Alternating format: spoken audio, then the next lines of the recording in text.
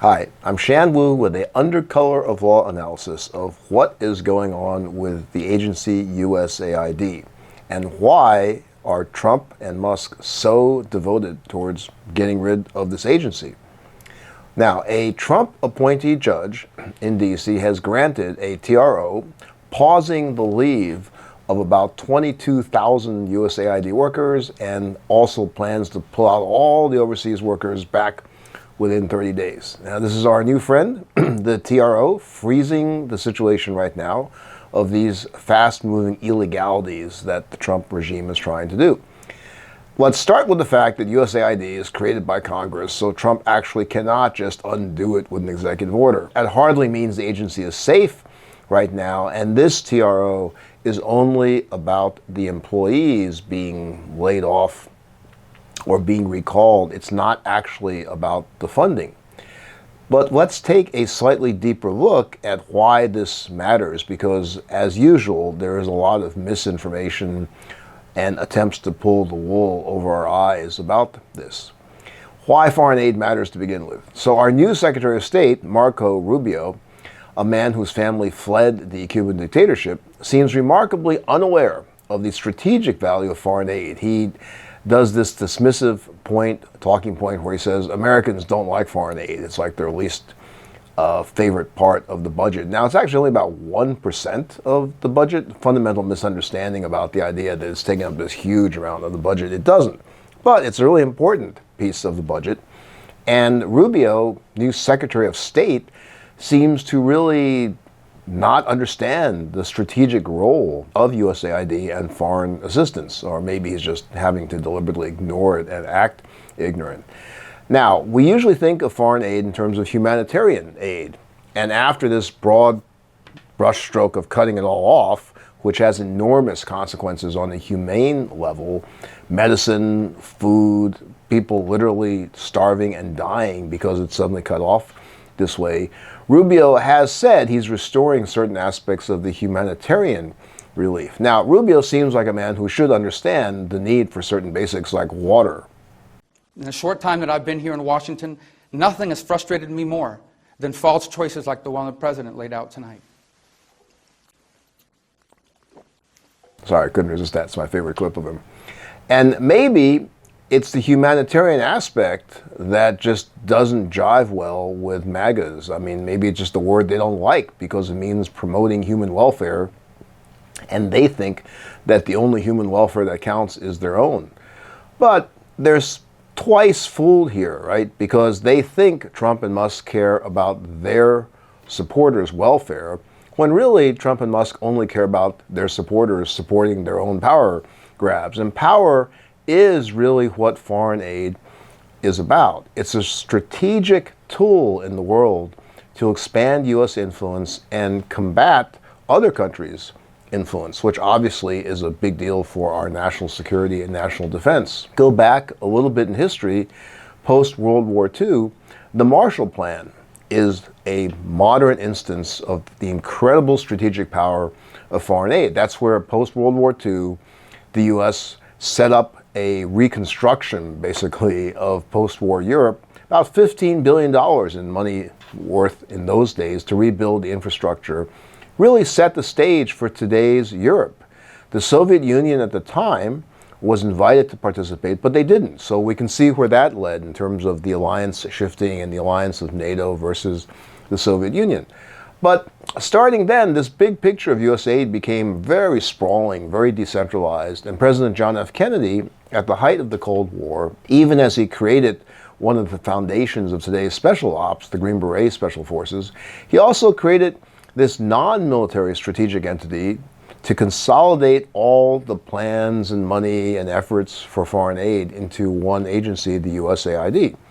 And one commentator describes it as a civilian counterpart to the Green Berets in a non-military sense. We'll put that up for you. So hurting our strategic defense by destroying USAID really seems to indicate that somebody does not understand what strategic role that it fills. If you take a look at some of the commentators' writing here, you'll see that what's going to step into this vacuum of aid, China and Russia will fill it. China's big program, what they call Belt and Road, as set forth in the Just Security analysis, has invested an enormous amount of money in, quote, foreign aid for them. I'll read from that quote for a moment. Since its inception in 2013, China's Belt and Road Initiative has poured more than $1 trillion into infrastructure projects, Asia, Africa, Latin America, bolstering its global influence. And that's what they're trying to do, is to get countries to rely upon them so that they can expand their influence. Strategically, we need to counter that, as we've had in the past, by expanding our influence. They've done the construction of railways in Kenya, and that gives them a significant sway over the governments there. And a lot of these places are going to be very valuable just in terms of things like, raw resources, minerals, etc. So it leaves the field wide open for China to expand its influence, something that Rubio is supposedly very concerned about, but he seems to miss the boat here. Also, continuing the analysis there from Just Security, Russia is also going to seek to exploit the vacuum created by the U.S. retreat. In Central and Latin America, Russia has funded multi-pronged information manipulation campaigns meant to sow division and spread anti-U.S. sentiment. And in Africa, they're shipping arms, wreaking havoc in countries like the Mali and the Central African Republic, and it's targeted U.S. health initiatives. So both of these competitors are going to be looking to move into this vacuum. And obviously, of course, suspending any kind of foreign aid hurts the Ukraine proxy struggle with Russia a great deal. Also, something that's being completely missed by the MAGA misinformation is how this cutting of USAID's function, basically trying to shut it down, immediately hurts the U.S. economy. Like so much else that Trump does, he says it helps the economy when actually it hurts the economy. I mean, for example, stocks were plummeting over fear of his use of tariffs starting a trade war.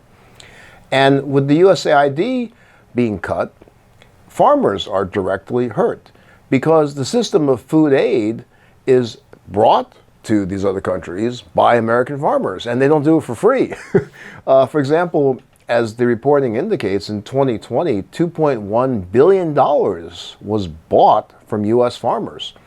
And per the Washington Post, $340 million, including rice, wheat, soybean, all is paused right now, leaving tons of American wheat just in Houston, just sitting there. It's stranded there with no place to go. Now, is there a deeper motivation behind this wish to dismantle USAID besides maybe just ignorance and dumb MAGA talking points? Elon Musk, part of the new regime, if not the regime, seems to really hate USAID.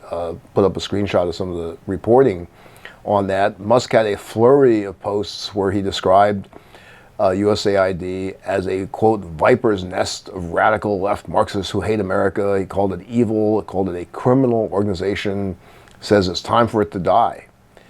He's also described it as being an apple that's so wormy that's really entirely made up of worms, sort of a gross image, but then, hey, who's counting when it comes to Elon Musk's gross images? So let's notice something about what the history of USAID and Elon Musk have in common. Where do they intersect this way? As the MAGA guru Steve Bannon points out, Musk is a white South Afrikaner, and Bannon, who has a little bit of competition going on with Musk, right? Bannon says, quote, he, Musk, should go back to South Africa. Why do we have white South Africans, the most racist people in the world, commenting on everything that happens in the United States, unquote? Interesting question.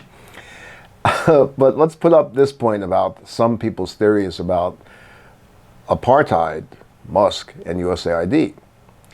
So the USAID agency was actually very active in the ending of the racist apartheid system.